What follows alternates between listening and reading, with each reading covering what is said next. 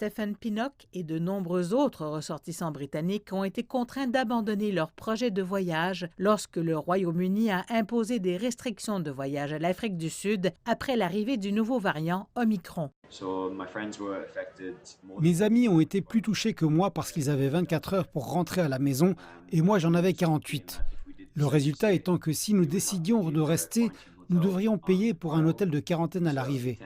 Donc 10 jours à l'hôtel, c'était 2200 livres. Et donc évidemment, nous venions de budgétiser ces vacances pour le mariage pour la moitié de cela. Pinnock et ses amis étaient des invités spéciaux à un mariage, mais ils ont été contraints de partir avant la tenue de la réception.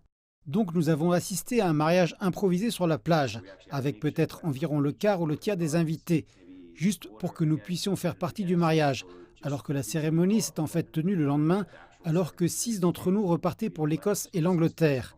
Et donc nous avons pu sauver quelque chose, mais c'était une journée haute en émotions, et je n'ai pas dormi de la nuit alors que j'essayais de trouver de nouveaux vols.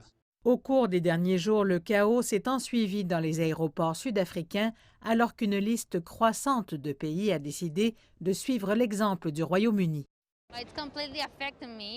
Cela m'affecte grandement et je cherche en ligne. Tout le voyage était planifié et maintenant je dois acheter des billets supplémentaires. Je dois acheter un billet pour la Tanzanie parce que ce pays n'est pas encore banni comme les autres. Ensuite, je dois acheter un billet pour Dubaï, puis un autre pour rentrer au Portugal et tout ça à mes frais. Parmi ceux qui ont été bloqués, nous avons réussi à en ramener un certain nombre sur leur vol de retour et bien sûr nous attendons plus de détails sur le rapatriement. Nous sommes aussi impliqués auprès du noyau consulaire et des ambassades pour nous assurer que nous avons une meilleure idée de leurs ressortissants qui sont encore au pays. Les agences de voyage débordent de Sud-Africains qui sont déçus de voir leurs vacances gâchées. Nous avons eu beaucoup de clients qui avaient réservé pour novembre et décembre pour se retrouver en famille pendant les fêtes, alors qu'ils n'ont pas vu de famille depuis très longtemps. Donc beaucoup de déceptions.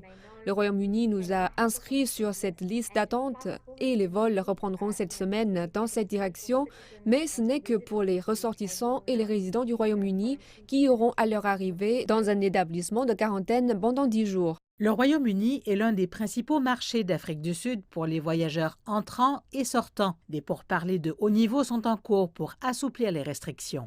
Nous espérons et nous prions fort pour que nous soyons entendus dans les discussions qui ont cours sur le plan réglementaire, alors que ceci est une réaction impulsive.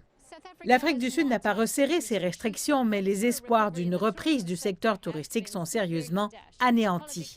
En quelques jours seulement, les annulations de vacances ont coûté à l'industrie au moins 60 millions de dollars, alors que les scientifiques se démènent pour déterminer quel est le risque du nouveau variant Omicron.